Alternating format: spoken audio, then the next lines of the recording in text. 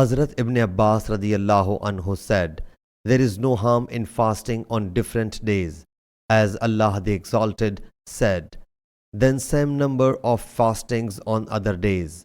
Sayyid bin Musayyab says, "It is not right to observe fast for 10 days, but one should first keep the fast of Ramadan."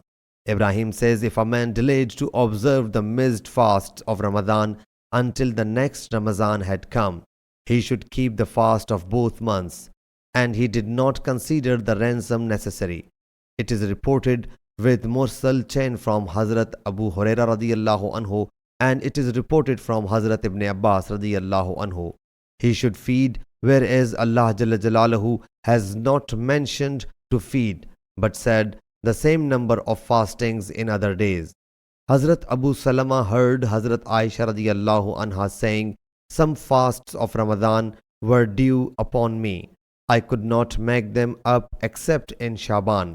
Yahya said, owing to her duty to the Prophet sallallahu alaihi wasallam or her attachment to the Prophet sallallahu alaihi wasallam. Sahih Bukhari, Hadith number 1950.